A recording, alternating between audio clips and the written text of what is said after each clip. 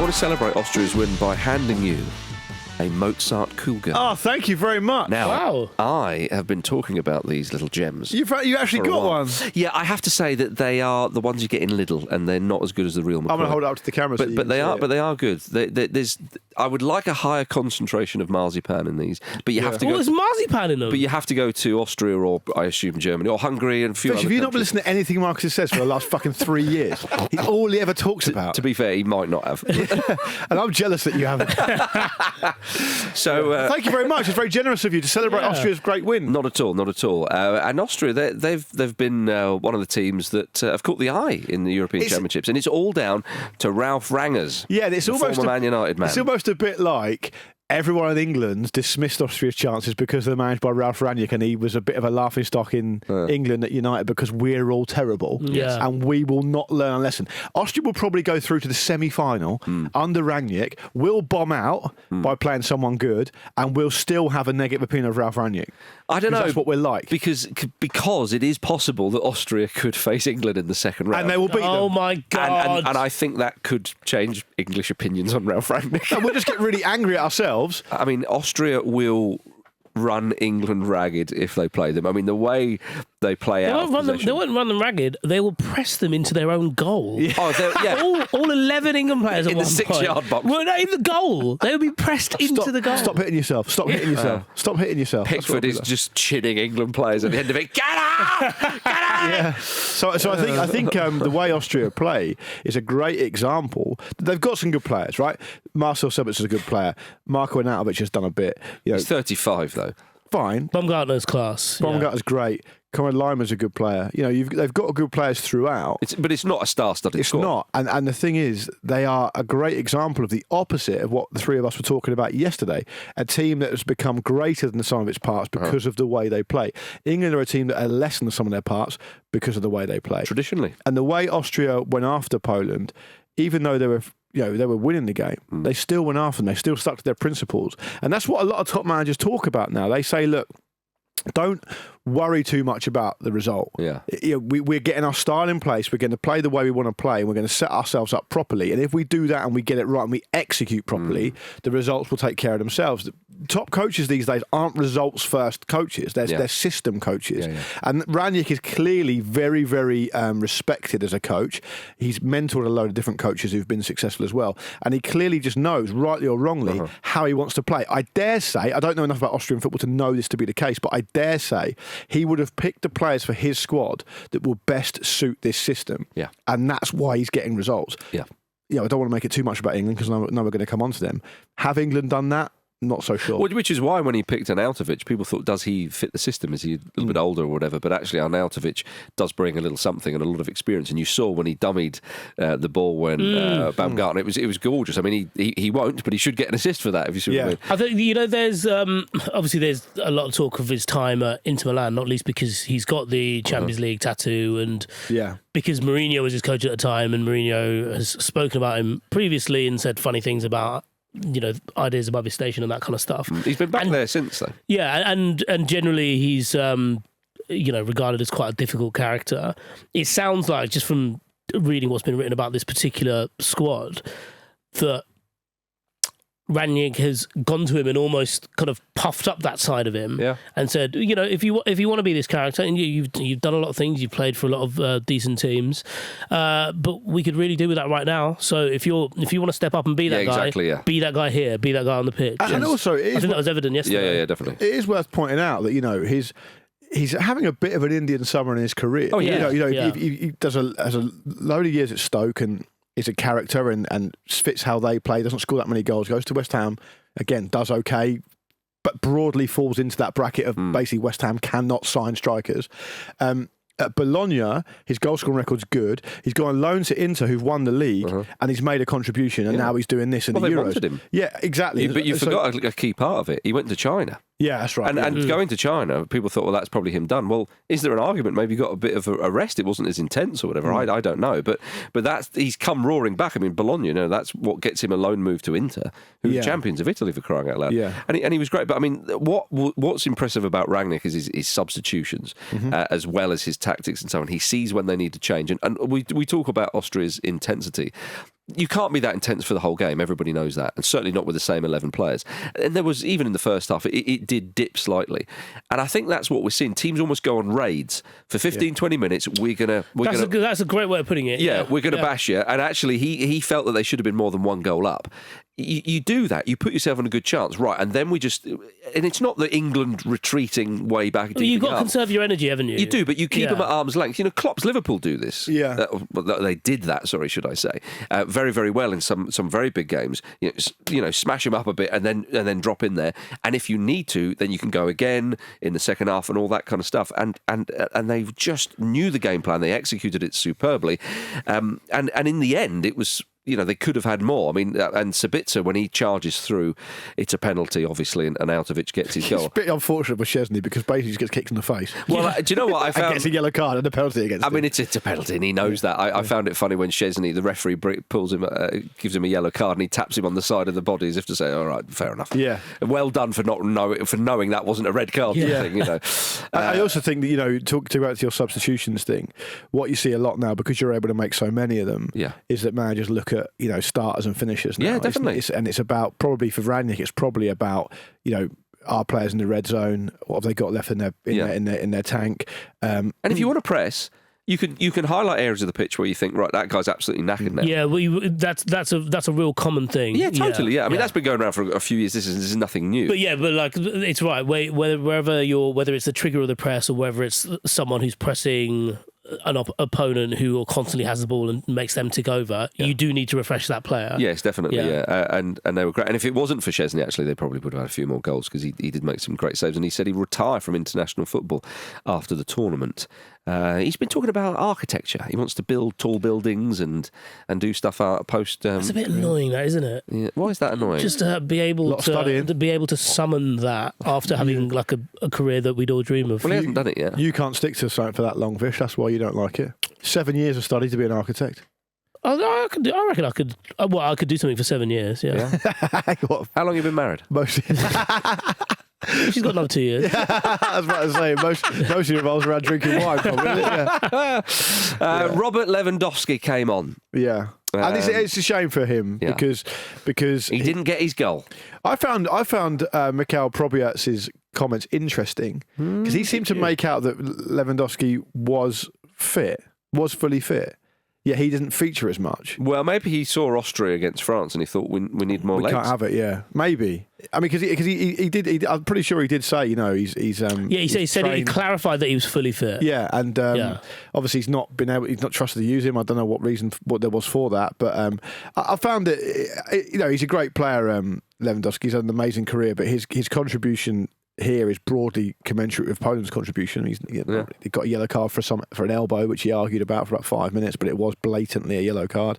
Didn't really contribute anything. Poland are the first team to go home. And it's a shame for Poland because I think Poland always seemed to be a team where you think, they've got some good players, they could do something. They seem to me to be a second round, perhaps even quarter-final team if the chips fall for them.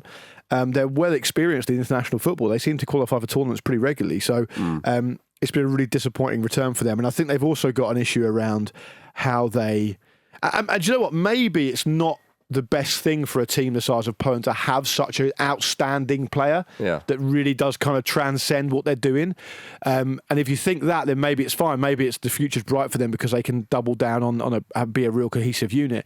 But it's hard to see, in terms of a forward player, who's coming through behind Lewandowski. It's going to really replace him because he's 35 now. He'll be 37 next time the tournament comes around, and I don't know if he'll still be able to do it. Yeah, we've had our first goalless draw of the tournament. Boo! Netherlands 0, France 0. Basically, England contributed the refereeing team for this and made sure nothing good happened. No. Yeah, because that's what we're like. No French player has scored a goal yet this year.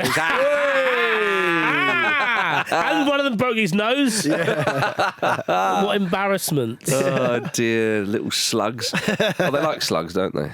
Snails are basically slugs. Slugs with the house. Yeah, but we're really leaning into this. England being bad and us being like, you know what? Fuck the rest of them. As offensive as possible. Let's do it. As Marcus was saying earlier before we started, vote reform. Look at him, he's forgotten about that. You give me pelters all the time on that front. Because it's true. And about 15% of our listeners think it's actually true. Every so often I'll get a tweet. It's saying, all you need. It's your fault. The big talking point of the game, of course, was Netherlands had a goal disallowed by VAR because there was English people were involved. Denzel Dumfries was stood by Mike Magnon, and Big Magic Mike couldn't therefore dive and definitely save Xavi Simons's shot from just inside the box. Should the goal have stood, Vish? I think it should. I tell you how badly VAR has done a number on me, though, that live I said it was going to be disallowed. I knew it was going to be disallowed straight away. Yeah. I was like, you're just close enough to him that he can say it was affecting him. So, and they will look at it enough to convince themselves that you were affecting him. So, yeah. So you're going with what I think is a popular opinion with this, with all the pundits on the BBC and certainly a lot of the chat I saw online, and seem to think the goal should have stood. Yeah, well, I mean, I think it should have stood on emotional grounds. No, like, they're no grounds. No, I know, but seeing Xavi Simons look at the screen like a child who was watching his Christmas presents destroyed in front of him. Yeah, was like, I'll just give it him. Yeah. Just let him have it. But I could understand why it was disallowed. But I was also like, you thought it should have stood. Did you? What did you think, Luke? Goal should be a goal. I have sympathy for the goalkeeper here. Because he clearly was going to be in his way. Now I don't think he was going to dive, though. But does that matter, though? I mean, no, it doesn't. But I think, the sympathy, I think he sees it as that'd be a good excuse. I mean, he immediately pointed to him, as I suppose one would. But players when immediately put their hands up in the air for offside when the goal goes in. It's instinctive. Yeah, but... I mean, on BBC, they were highlighting the way his feet were moving and the shot, and he was distracted and blah, blah, blah. I kind of think, yeah, but I don't think that actually really should come into it that much. I had a little bit of sympathy. If I'm honest with you, it was one of those ones where I just thought, I'm glad I'm not a referee or work in the VAR. He's just sticking up for the brave boys on it. Yeah. So the law of the game is that, law 11.2, offside offences, interfering with play by playing or touching a ball past or touched by a teammate, which obviously, standard, everyone knows that, or interfering with an opponent by either preventing an opponent from playing or being able to play the ball by clearly obstructing the opponent's line of vision, which wasn't the case. Challenging an opponent for the ball, which wasn't the case. Clearly attempting to play a ball which is close when this action impacts on the opponent. Probably not the case again because he wasn't clearly attempting to play the ball. Making an obvious action which clearly impacts on the ability of an opponent to play the ball. I don't think he was making an obvious action either. Right. So to me... It's a goal. It feels like they're looking for a reason to disallow that. And the context is also important, I believe, because I totally understand that if you're going to stand in an offside position and be in the eye line of a goalkeeper, that's almost a bit of a Pandora's box there. If you can get away with doing that, it's going to be very, very difficult for goalkeepers, right? But on the other hand, I also believe that it is the case that goalkeepers have had to deal with a crowded penalty area since the game was invented. And if Denzel Dumfries is standing 3 or 4 paces to his left, the shot's coming from the right, and he's deciding whether to dive or not, and based on that, I think that's a fallacy because I think the goalkeepers have to dive at the feet of players all the time. So dive for the ball and try and save it. And if you can't save it, or you get impeded clearly because you dive into Denzel Dumfries and the ball goes in, then let's have a conversation. Yeah. But the point is he's not in the eye line and he's not making a clear... He's in that position because of the way the passage of the play was before. To me, it feels like the very, very worst excesses of how you can interpret VAR, and I don't think they should be in the game for that reason. Luke, you've convinced me. I've charmed you. And I think that they should replay or go back 1-0, play the last 20 minutes or whatever it was. It was just it's just annoying. Ronald Koeman was fuming, as you can imagine. If it's offside, you don't need to spend 5 minutes touching your ear. Or your nose. Or, well, I was going to say, Ronald, it could be worse. It could have been a lot worse. Or your nuts. Yeah, and it was, and I mean, it would have been a famous victory, but of course it was a 0-0 draw, and that group is very finely balanced. But there was great pace to the game. It was incredible that it did end 0-0, considering how many chances France had. I mean, Antoine Griezmann seemed to want to slide the ball into the net a few times. Yeah, Just couldn't Rabiot sort made of- a weird decision at one Well, point. the first one was more Rabiot's fault than Griezmann's. Yeah. Yeah, well, they're both to blame in my Just eyes. shoot. I loved that it was so on brand that Sex didn't have a problem with him choosing the pass. Yeah. I mean, the point was, I think, the point that was missing the punditry when Rabiot goes through and he's about 5 or 6 yards out, whatever it is. The point was that the pass was a bad pass. It wasn't that he chose Yeah. the pass. If he Yes. makes a good pass, it's unquestionably a goal. People were saying, he should have shot. Fine. But the execution was poor, not the decision necessarily, I thought. But the balance as well, like he was facing towards goal and he was leaning back, which is why he messed up the pass. But he was so close to goal that he was leaning back that the shot wouldn't have. Wouldn't Couldn't have it? gone over the Or bar. rather, yeah, it couldn't have gone It over the couldn't bar. have. No, I agree. Yeah. I mean, Considering his mum's always like mouthing off about other people, like just She is stick it always in. chipping off. Just stick it in. He's the man. biggest mummy's boy in football, I reckon. Yeah. yeah, well, we haven't heard from Mrs. Rabiot, so we'll. True. She's not here to defend herself. No, exactly. She's just trying to do the best by If her she son. was, she would very much defend herself. Absolutely, yeah. She'd be terrifying as well in person, wouldn't she? I think so. I thought Griezmann was outstanding. Yeah. I appreciate he should have scored, but he was just loved. I loved like He's always good, though. he's isn't such he? He's just always good. Yeah, but he's such a dexterous player. The idea that like Mbappe's out, so your options are, well, why don't we just push you further forward because you're also brilliant there and bring on Tchouaméni to. I would only, thought. Vish, I would kind of divert slightly from your opinion just because I'd say that he looked good and he looked busy and he kind of always looks good. I'm obviously biased massively by that performance against England in the World Cup where he was sensational. In the key moments, though, he came up short. The key moments meant that he was ultimately responsible for France not winning the game. And so you have to factor that into your thinking. Well, I suppose, but there were other chances missed. You know, I think Thuram was pretty good, but could have been a bit more incisive. I also thought like Dembele had quite a Dembele performance where he looked brilliant. That he always has those moments where like, oh, you could be the best player in the world, and then he runs the ball out of play. Yeah, I know what you mean. You're like, Yeah. what are you doing? It's a little bit Theo Walcott like. Come play for England. Is that all the time, really? I'd love it. We'd love a runner, wouldn't we? I thought it was really interesting, and maybe I'm reading too much into it, Marcus. You might have a different opinion, but I found it very interesting to see the France performance without Mbappe, given the context of their record without him. And I was thinking to myself, this could be a problem for France. I mean, because I think Mbappe sucks in so much of the oxygen, so much of the gravity that it actually doesn't necessarily even matter if he plays that well. Yeah. Because at the very least, he's going to be a massive decoy that the other team are always worried about. I think the players look to him as well as being a standout player, even in a squad of really good, talented players. And when he's not there, there seems to be enough of a pattern there, given their results, that it becomes a real problem. And I don't think they did themselves any favours last night answering those potential questions. Yeah. That's entirely on Deschamps as well. Like one of the reasons Rabiot plays and the side he usually plays on is because Mbappe wants to come out wide, even when Mbappe is a central striker and he does nothing back. So I actually thought when they were going into this game, I thought they'd mix it up a bit. I thought they'd keep Griezmann there, and I thought they'd maybe put Camavinga in instead of Rabiot, and then just So play. they moved play Rabiot further forward and wider, didn't they? Yeah. Or basically take Rabiot out, put Camavinga in, and then swap Giroud in for What's around? for Mbappe basically. So I'd have made two changes as well as the one on top of the enforced one. But yeah, the fact that they look really stodgy, and they also look quite stationary at times, considering some of the players they have. They don't shift it about that quickly, do they? Considering their expertise, and they allowed the Netherlands to grow into the game a bit. I mean, it's not been particularly inspiring from France in these opening two games. However, they've played two good sides. We will talk about Austria in a looked short pretty while. decent, didn't they? But Yeah. Austria have really taken to the tournament. Did you think Austria were pretty decent in parts against France as well, even though they lost? Yeah, they were. Yeah. I mean, France, you talk about Mbappe. I mean, he did miss a couple of chances against Austria. He did. But Mbappe surely will But he gives return. them another dimension. Oh, he there. does. He's the best player in the world, Yeah. for most people. They've still got a lot of quality in there, France, and we know what this side and this manager can do at tournaments. Defensively, they look good. I mean, Saliba's in there, isn't he? He's obviously convinced Deschamps. Goodness knows why Deschamps wasn't convinced before. Yeah. He obviously hasn't watched much of Arsenal this season. But again, at the back, they do look pretty solid. Okay, they, conceded and we think that the goal probably should have stood. But I don't worry for France. No, I think. And also, they're against Poland, you'd imagine they'd hammer them. Well, Poland are gone, and that's difficult for them. I feel like clean sheet against Netherlands, fine. Defensively solid. They haven't conceded a goal yet. Great.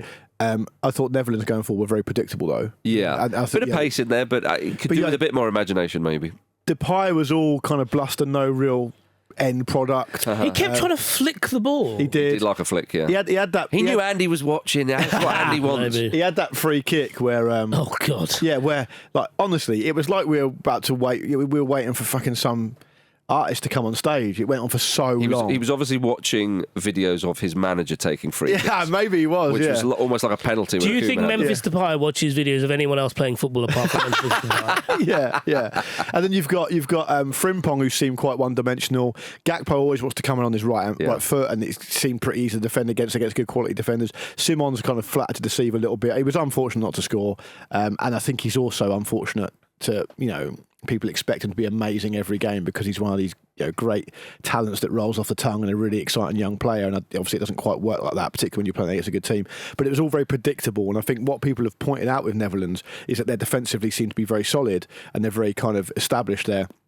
But going forward, they're predictable. I feel like they're lacking like a real quality, unpredictable, exciting forward, and I think people want Memphis Depay to be that, and he's not that at the moment, and I don't think Simons is that yet either. What about Wout Weghorst? And then you end up bringing Weghorst on for like the last 10 minutes. I just thought to myself, this is great. If Weghorst scores again, this is going to be amazing. If they go all the way to the final, just doing this every single game, that would be sensational. Weghorst top scorer and Netherlands win. That would be amazing. But I think you've summed up Netherlands well there. It is.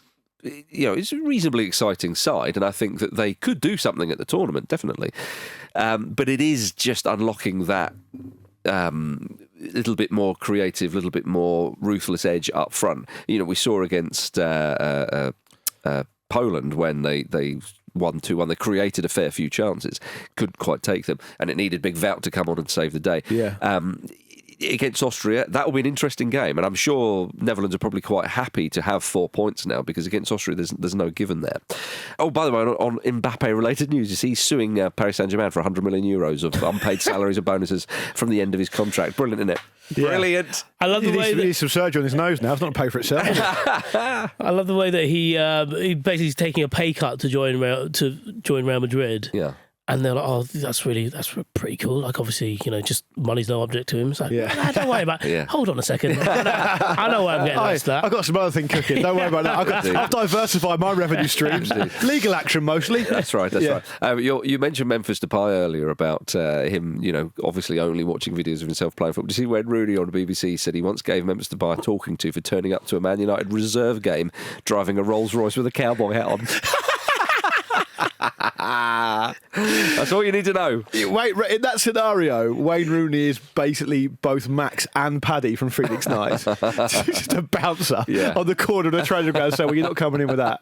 Also, just like the post-Ferguson era being like, well, you've got to hold on to like what made us strong, kind of like sensibility. So you see that, you're like, oh God. Straight out the window. Yeah. All right, coming up in the second half, we've got a little England update. We've got Ukraine beating Slovakia, and we've got tonight's games, including Georgia, and that game, Turkey versus Portugal, that Andy will be attending. See you in a moment.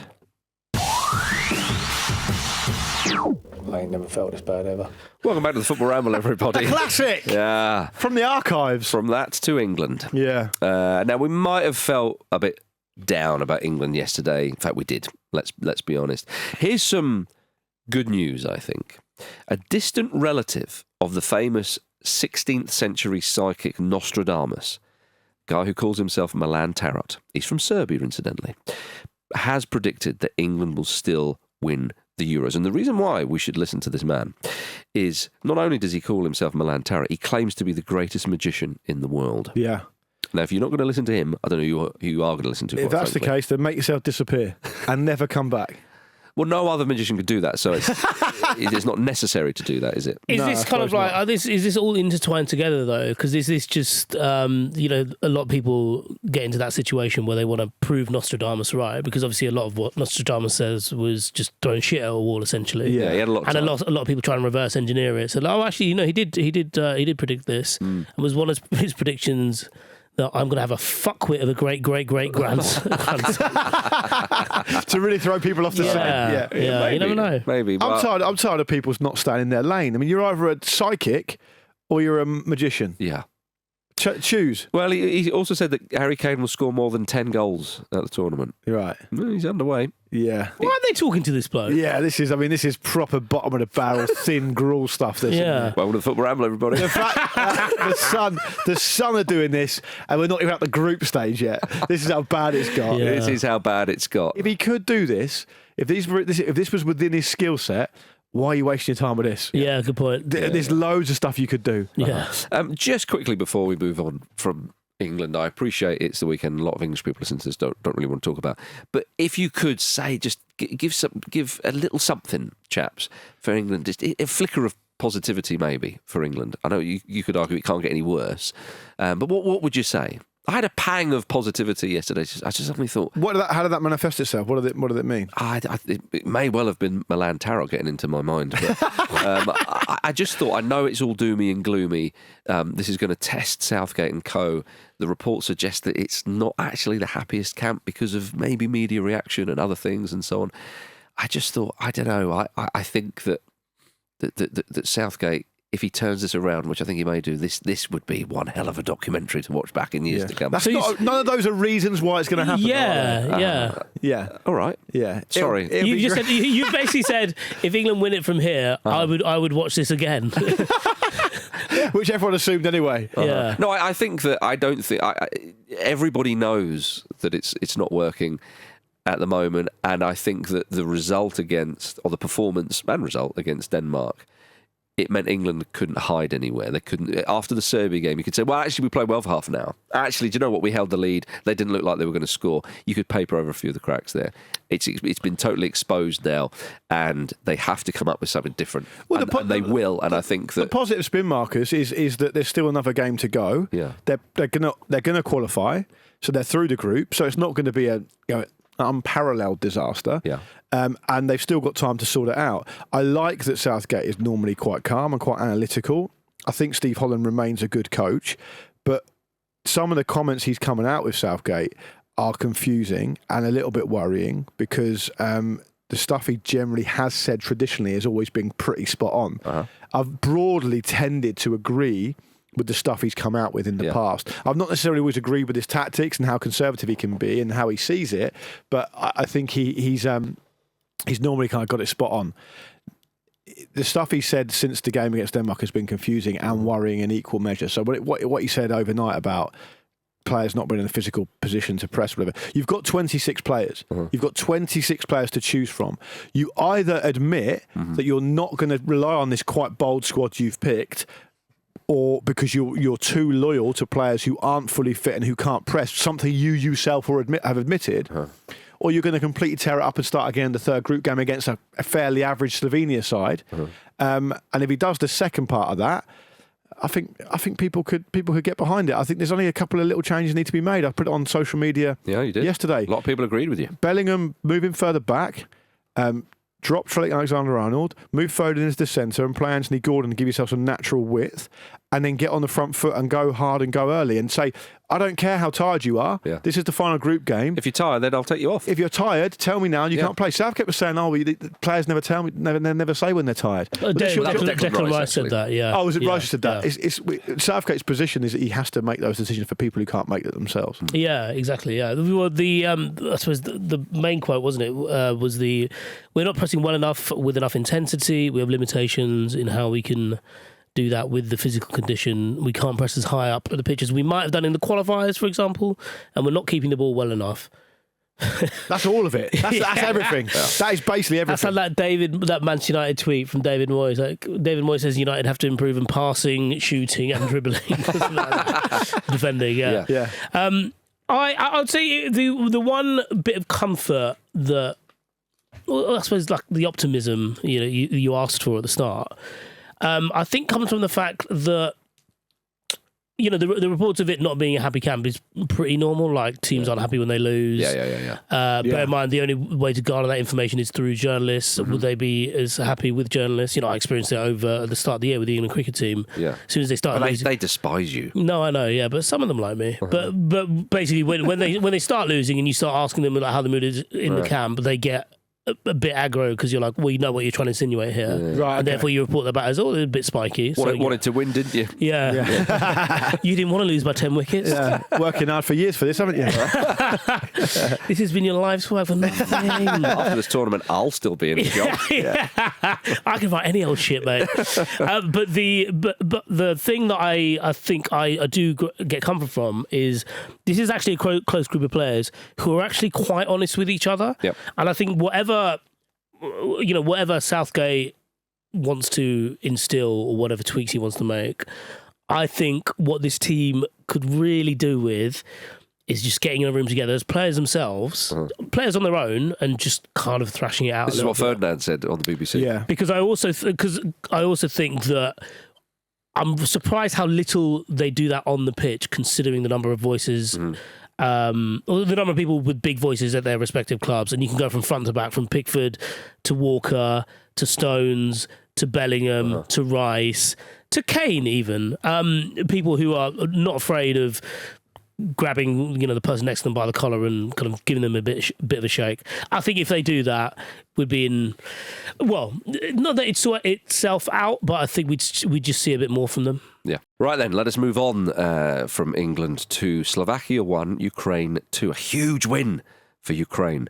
Roman Yaremchuk scored the winner, which I've said it before and I've said it again with goals like that. Dennis Bergkamp-esque. It was great. The finish wasn't Bergkamp, but the touch was. But I think the finish was perfect, really. Because it was the only finish he could do. Really. Yeah, because he had such a small window to put it through, and lovely. Because otherwise you just lash at it and it goes inevitably over. Exactly, the bar. yeah. And the goalkeeper, Dubravka, might be a touch disappointed because he kind of goes out and he's like, and he turns away slightly. Yeah. And it's a tricky one in that moment because he probably doesn't expect the Yaremchuk to take the shot maybe that as early. So that's the thing. He does take it early, and it's such a small bit of space that he's operating. I thought it was glorious forward play from Yaremchuk. I mean, the touch sets him up, but you saw what it meant to him and the team. He was very emotional at full time. Obviously, we know what's going on in Ukraine at the moment, but in just pure footballing terms, they needed to win. They needed to stay alive after being battered 3-0 by Romania. That result, I suppose, didn't come out of nowhere because these things can happen, but Romania are a fair few places below Ukraine in the rankings. Ukraine would have been slight favourites for that game. Then to get a hammering, and one of their most high-profile players in the goalkeeper, Andrei Lunin, didn't have a great game. He was dropped. Which I thought seemed a bit harsh, but you've got to say, Trubin, who came in, made a couple of great saves at the start, so the manager was vindicated. And it's interesting for Belgium, isn't it, now, because they play Romania tonight, and Romania looked great. Tails up. And, this life comes at you fast, right? If Belgium lose tonight... Well, if they don't win... Well, exactly. I think Romania are going to outnumber them in the stadium as well. Right. So it'll be an incredible atmosphere. There was an amazing passage of play in that the Slovakia-Ukraine game where about 20 minutes in where Ukraine started putting a really nice move together and from back to front knocked it about nicely. Mudryk got it on the half turn on the halfway line, drove forward like he can do, and then delivered what I can only describe as the worst shot on goal I think I've ever seen. It made me laugh out loud when I saw it. He tried to shape his body to try and hit it with power, but bend it into the far corner, and it may have gone out of the stadium. Yeah. It was one of those things where you if you tried to do it, it'd be really very difficult. Yeah, it was comically bad. Yeah, I mean Mudryk's he's got such talent. You can see. He had a good game overall. Yeah. But if you're a fan of Chelsea, but more so Ukraine, you would want a little bit more end product from him, I think. Because he's a high-profile player and he's got the skills and the thing is with that, Mark, is I think that particular part of your game is linked to confidence. Yeah, and his confidence seems to have been undermined for various different reasons. He's a young man. There's a lot going on. Yeah, he remains a very, very good player. I think he's dangerous to watch. Like he I thought he had a good game overall. But it was a massive win for Ukraine, particularly to bounce back after such a heavy defeat in the first game. Going 1-0 down as well. Yeah, and you saw it. Deservedly won it. Slovakia were good. Were very good and worth it. Stanislav Lobotka was unbelievable. Yeah. I know. I mean, they've surprised a few people. Slovakia, obviously beating Belgium is a very surprising result. They've put themselves in a position to qualify now. And we know that 3 points may well do it. Obviously, you have to wait and see. They'll be disappointed that they didn't get a point in this game. But they've got Romania next. You know, again, it's open. You could well see Slovakia in the next round. But yeah, Ukraine facing Belgium on Wednesday will be an interesting one. But the Belgians, they really need a result tonight against Romania. There's no two ways about that. And if they beat Romania, all 4 teams in the group will be on 3 points going into the final round. Well, lovely stuff. Yeah, which is, I think we spoke about this after the first round, But they do need to beat them. Oh, they do. And they need a reaction. I mean, they should have beaten Slovakia. They certainly shouldn't have lost with the chances they created. And obviously scored a couple of times, but VAR denied them. So a lot of pressure on them. But I would have thought that they will get something, surely. And Romania should go into the Belgium game tonight thinking, look, Belgium can be got out here. We started well. We need to build on that. This happens. I said to you at the start of the tournament, there'll be some big teams who'll go out in the group stage here. I wonder though for Romania. I think we might see a little bit more of a cagey performance from them because they've got something to hold on to. Exactly, a point will do. Yeah, and they've got Slovakia in their last game.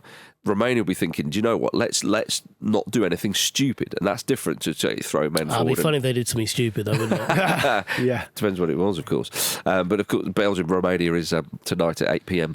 On ITV, and Ange Postecoglou will be on punditry duties for that. Listen, look, mate, listen, mate. Yeah, is that a good Aussie accent, Vish?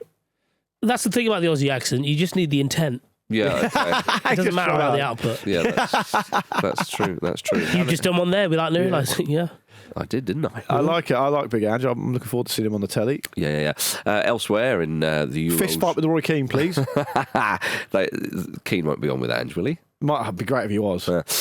Georgia versus Czech Republic. Again, do not miss that. No, definitely not. That has got high energy and goals written all over at 2 p.m.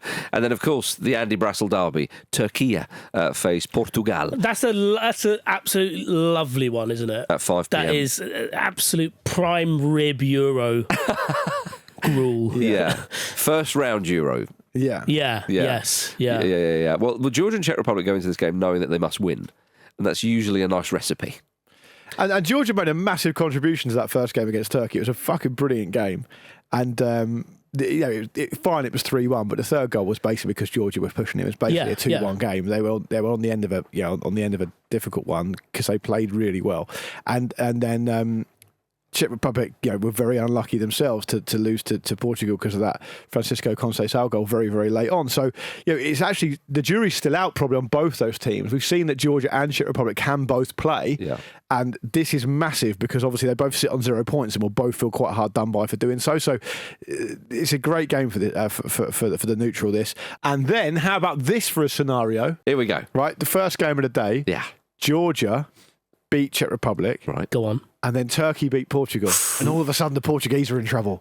Could we see Cristiano Ronaldo's tears what if earlier than we thought? They all get knocked out. All the good ones get knocked out. Yeah. Mbappe's nose falls off, whatever. And then England sneak through. Yeah, see, what happens? This is the most annoying thing. What happens there? This is the most annoying thing, Vish, because... And then corruption. Yeah.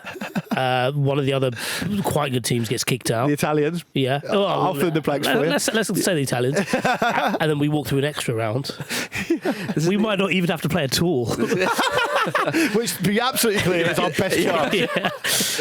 I'd bite your hand off for that, quite frankly. But I'm just saying, wouldn't it be interesting if we sitting here this time tomorrow saying Portugal are bang in trouble? They've got 3 points, so it probably won't again, my inkling is to say, but that might mean they'd be on the same side of the draw as England. It's like, fine, I want to see drama. Yeah, it's funny, isn't it, how we go into the tournament and no one wants to play England, including Roberto Martinez, officially in the box at Craven Cottage. That's right, no one wants to play us. Nah. Now they're queuing up. Now it's like the fucking opening night of Taylor Swift's concert. Yeah. They're around the block. They're coming out.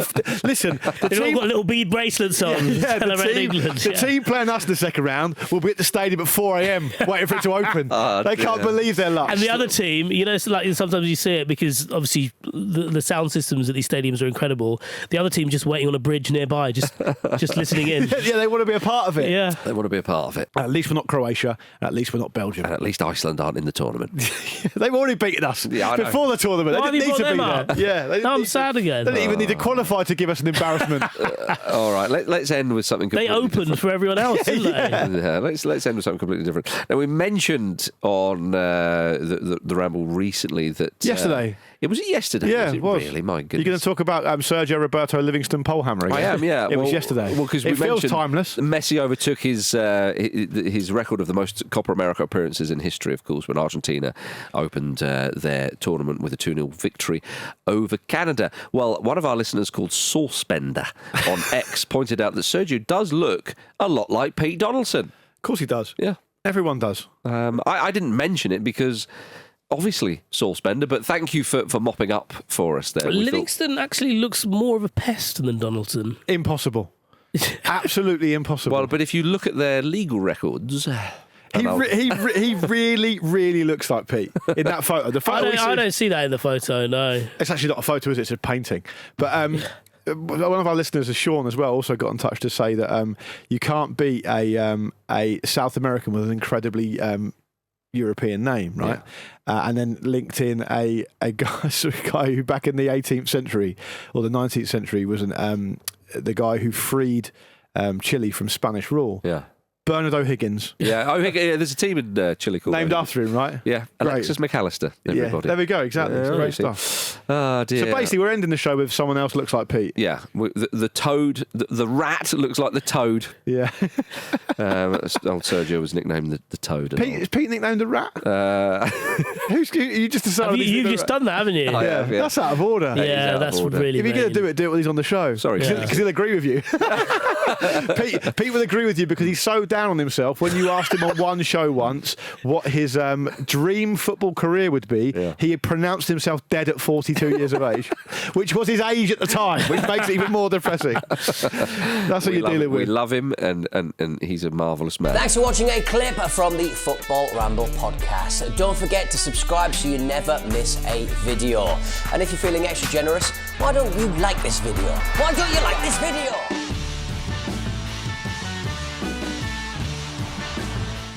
I've never actually had one of these before. Yeah. Open it. That's quite nice. Really nice.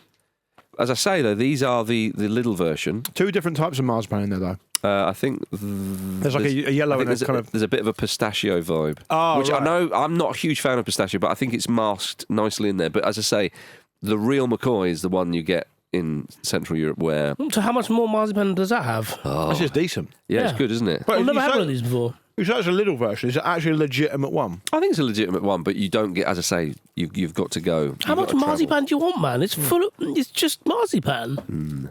A bit of praline in there as well. Yeah. Good. Everything Thanks for that. Very, really tasty. Europeans are all right, aren't they?